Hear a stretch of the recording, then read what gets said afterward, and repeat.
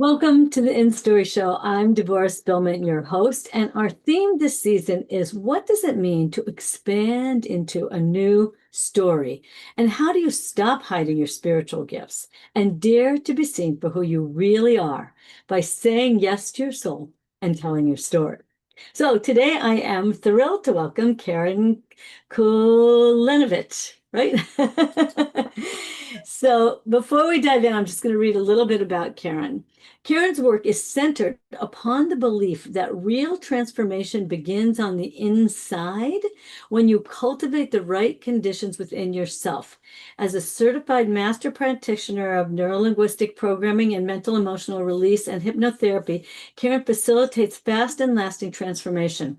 Unlike other coaches and therapies that focus on taking action or rehashing the past, Karyn uses proven processes that help you identify and release mental and emotional blocks at the unconscious level. Karyn has built her business around personal connection and results-oriented support. She serves clients both locally and internationally from her home in Carlsbad, California. So I love to start asking all of my speakers this season, what does it mean to you to expand? What does expanding into a new story mean to you? Oh, expanding into a new story. First of all, thank you for having me. I'm so thrilled to be here and be able to speak on this amazing topic that I think at no matter what age is relevant because throughout life we have so many different chapters.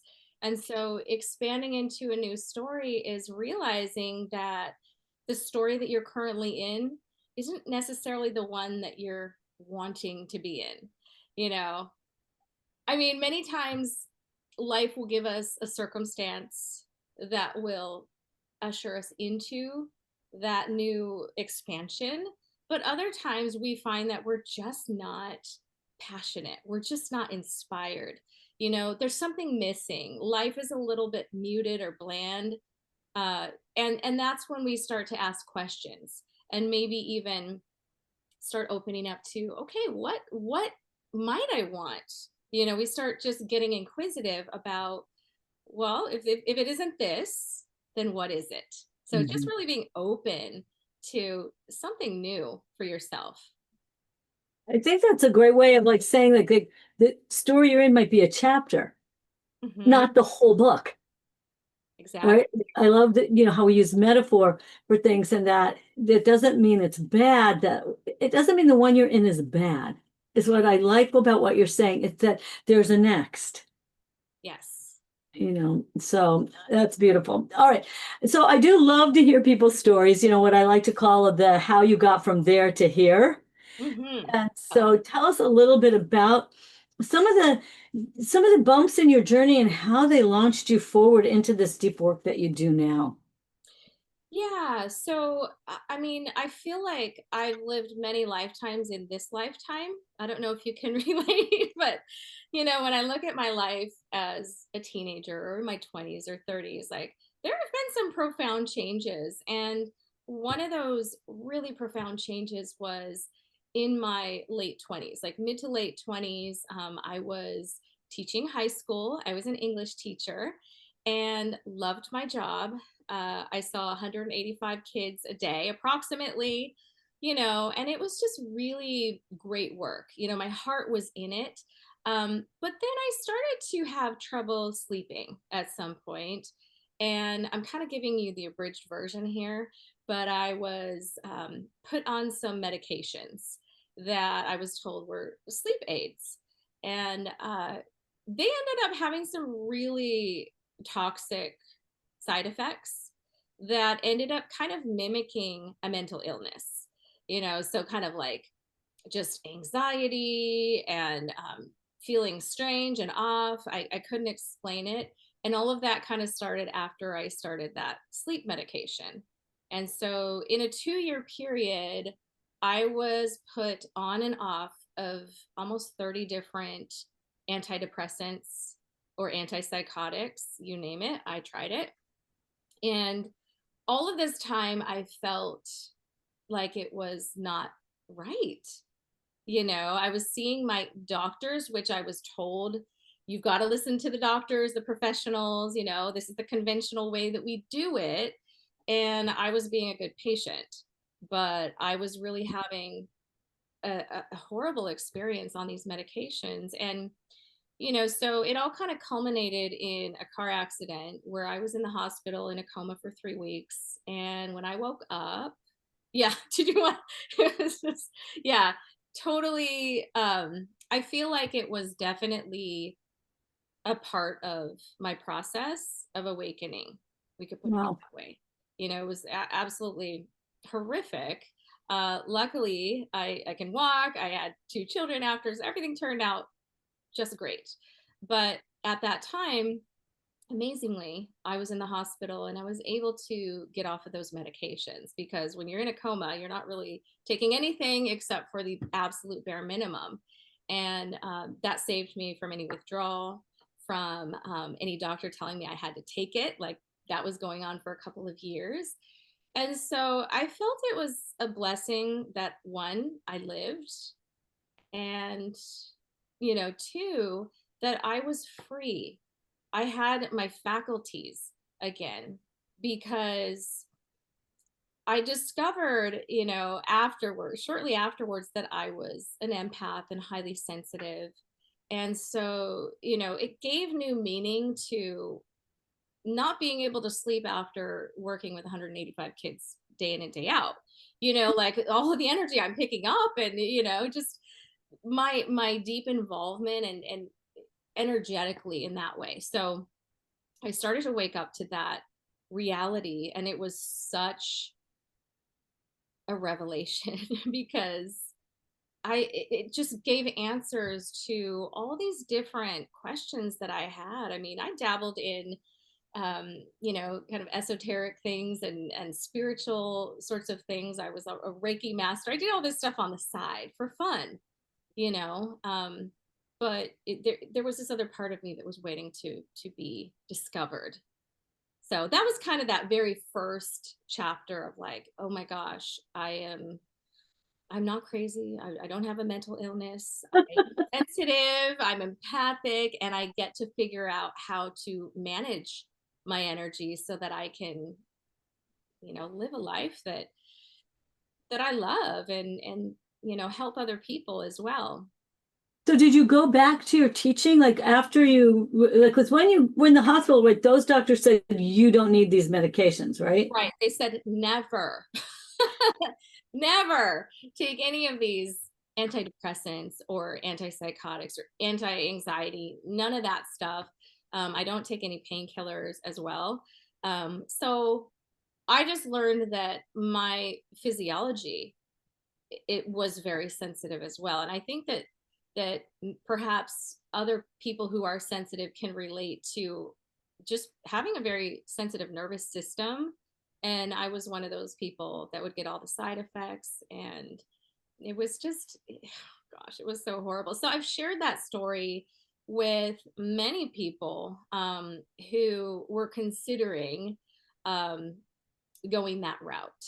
Not to change their minds, but just to share the story. Because you never know.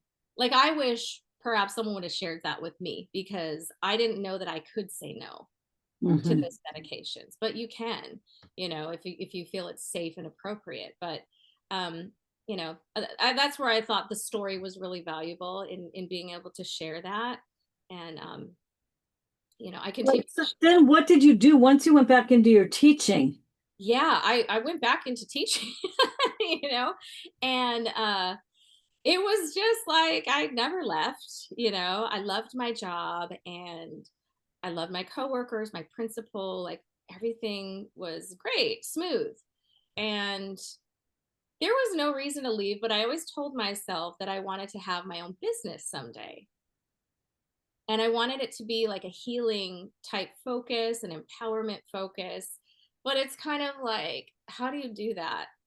I don't have I don't have any clients, I don't have any community as far as, people that I would work with and call clients. So I just sort of was like doing fun stuff on the side. I was a part of intuitive circles, and meditation and mindfulness stuff. And I loved it. That was stuff that I just did for fun. But I thought, at some point, I want to expand into it being a career, a business that really serves people. And that's what it ended up evolving into. But how did you do that? How did you manage to get out of school? They don't let you out of school. No I'm kidding. Yeah. How did I get out of that public school system? It was made easy for me by, I guess, circumstance. Look, what happened? What happened? So let me preface that with, I was in the back of my mind hoping and wishing for something to help me move on from teaching, because I remember being in a teaching staff meeting, and I was just looking around and I'm like, I don't belong here. This is not where I belong. And it wasn't that I was judging anyone around me, because, the people I worked with were great. But I started having this different type of vision. I don't know if anyone's experienced that, where the things that you've always seen, the people that you've always, you know, worked with and spent time with, they start looking different. Like it starts feeling different. And I just was like, I can't be here. I can't do this, and there was nothing wrong. And that was the part where logically I stayed, because there was no reason to leave. Right. And so that's when a back injury, a flare up. And this was after I had both of my kids, so some years went by and I was just in that safe conventional career. And I just I was feeling so constricted. It was just like being that little potted plant that's just like cracking the pot, because the roots are, expanding. And where does it go? Like you have to move that into a different place. It doesn't belong there anymore. And so I was really hoping and wishing for that opportunity, because I didn't know how to do it. I wasn't just going to leave of my own accord. And so that's, I unfortunately got it in a very painful way. And, the back injury came, and everything was fine. I think most of it was just like holding my kids and, lifting and doing all this, standing all day at teaching. But anyhow, that was my exit door. Because you had to stop working because of the injury. Right. I was 3 months not able to really stand and function. Wow.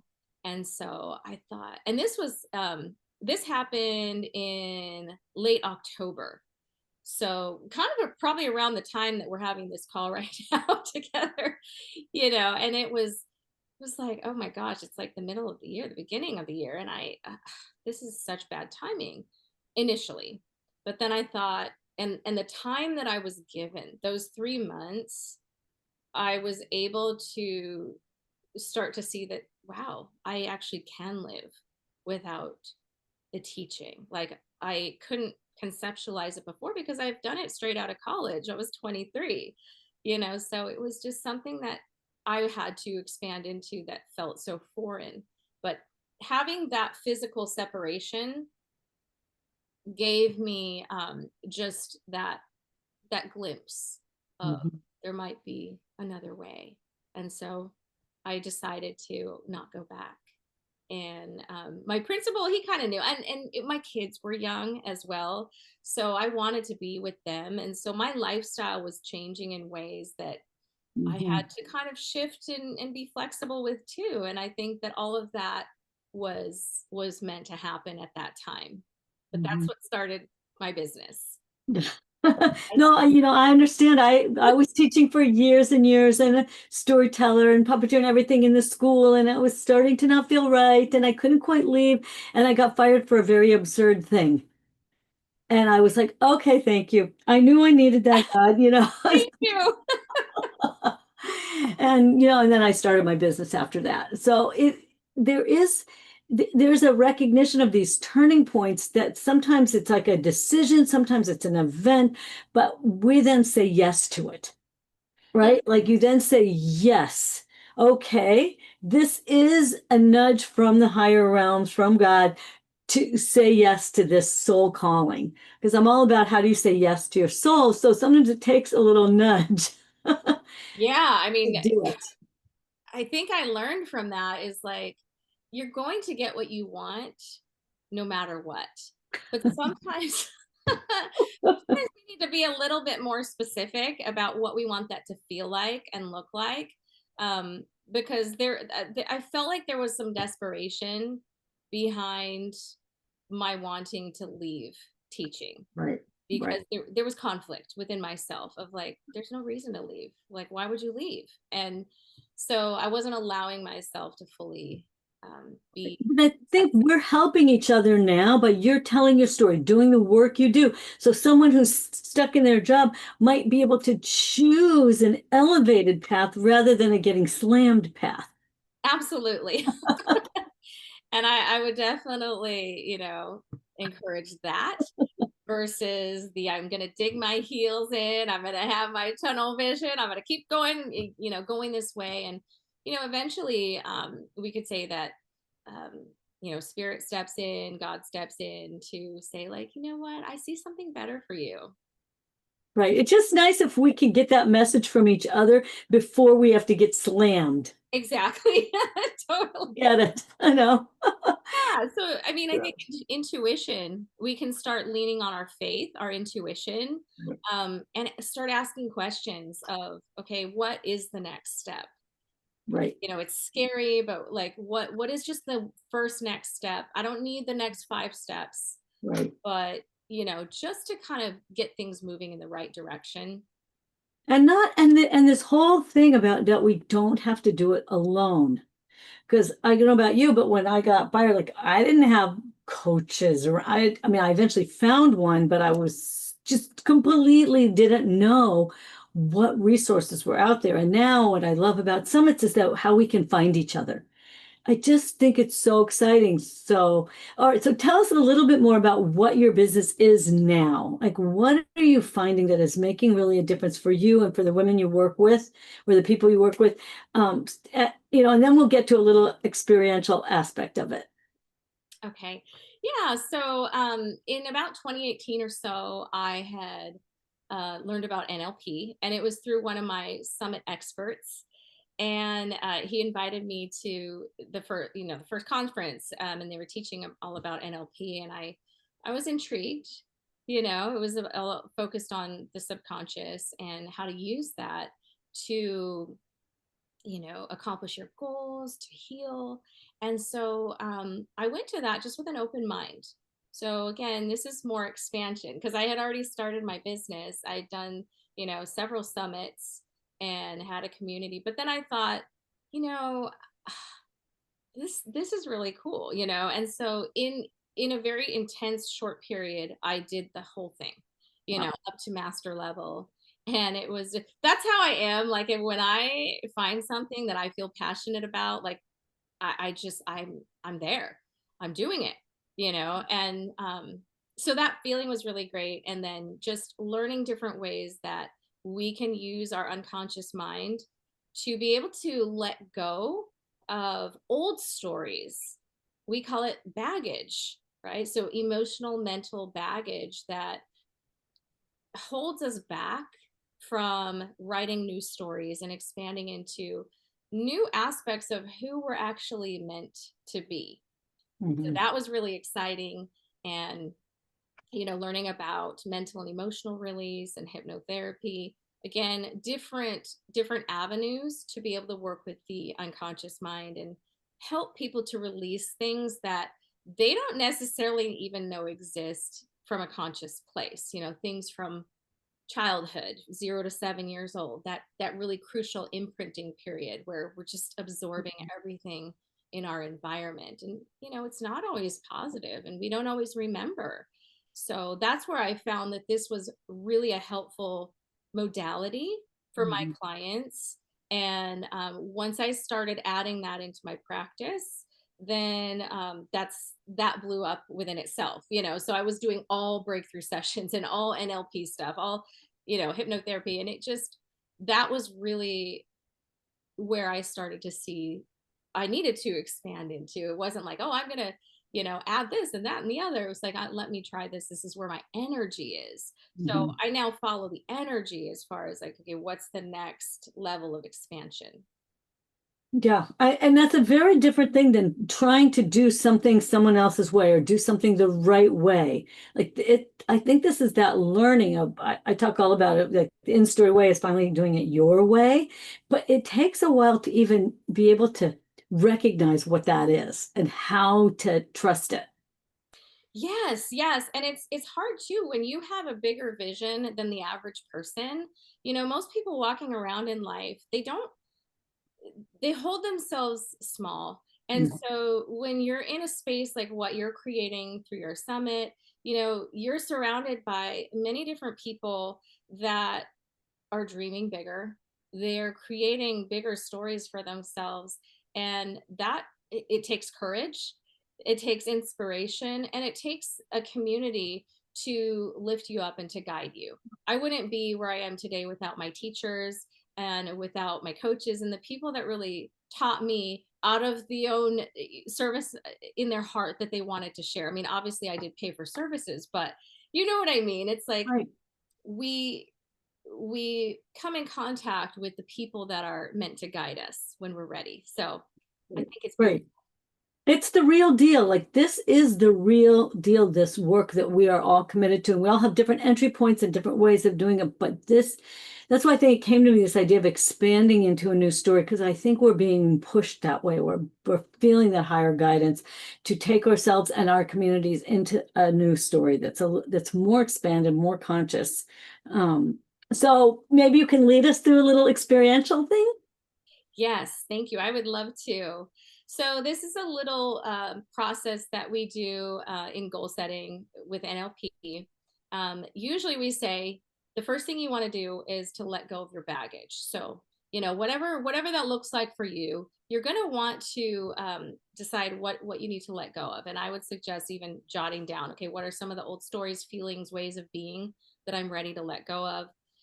Be clear on what some of those things are, because a lot of it is the self-talk that goes in our head every single day, right? So what are those things you're ready to let go of? And then um, be clear on what are some of the new things that you're calling in.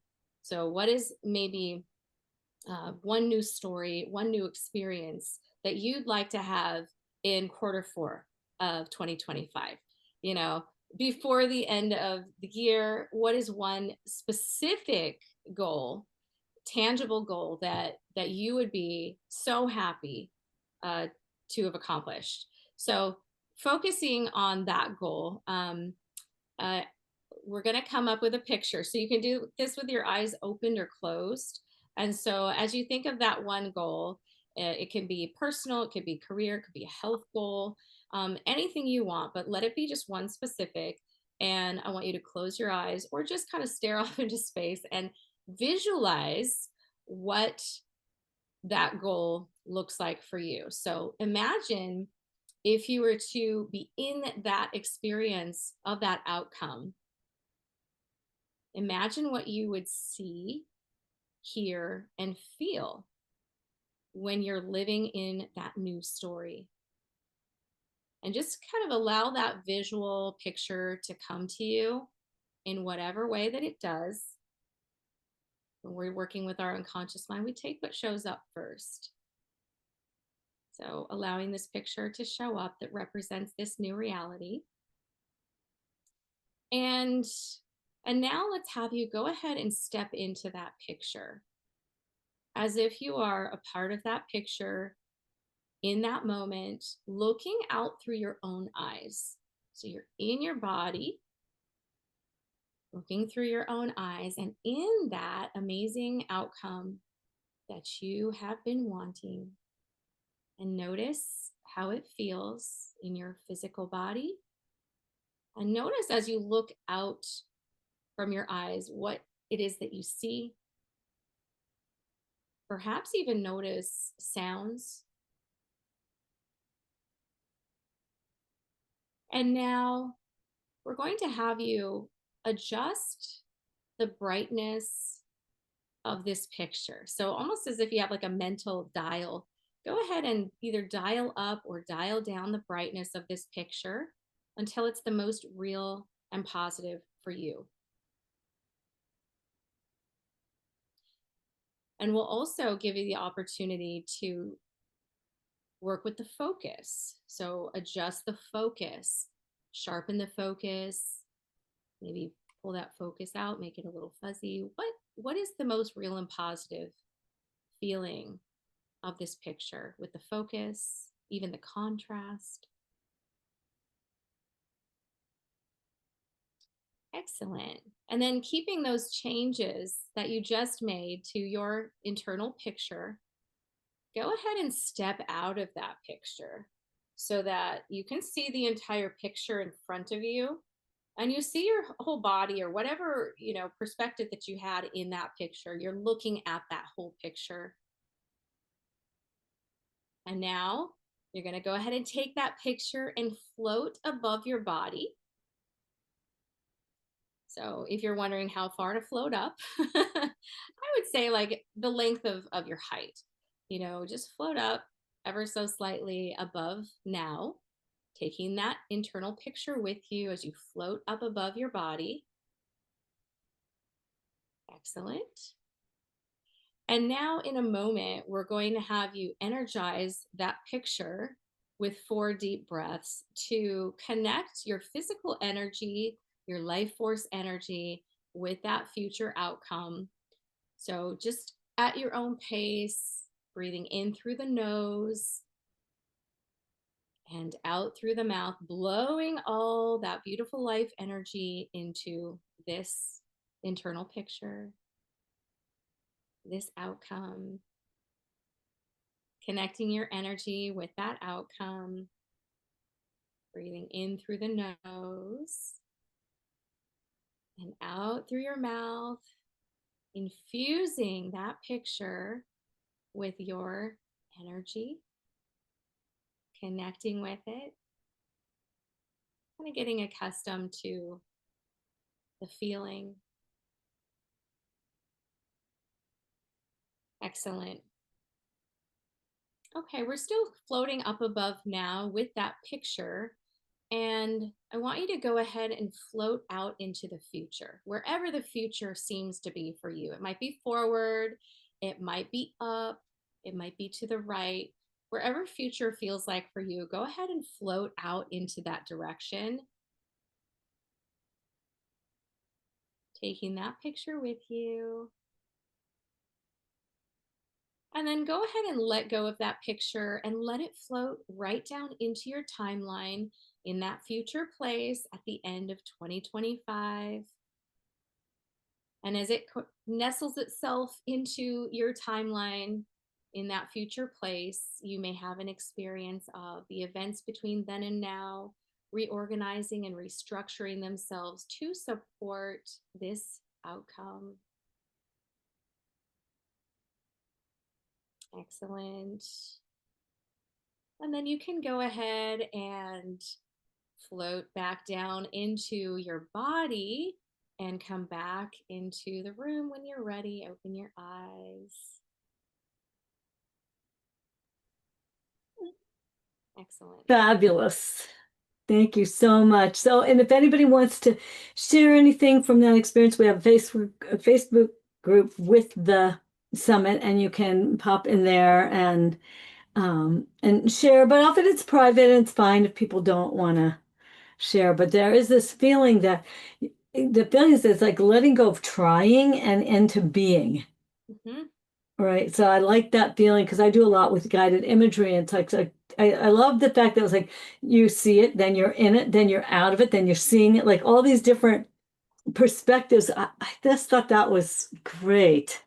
Yeah, that perspective shift is key for inviting your unconscious mind to be part of the process. Yeah.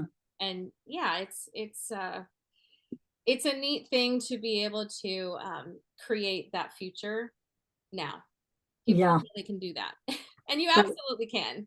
Right. But it allows us to not be so attached to it by having these different perspectives. I just thought that was a really great way because then I had to stop trying, and I had to shift to trying something else, which is, oh, I'm in it, oh, I'm above it, oh, I'm looking at it. Like that was I like that because that's how you surprise yourself, I think.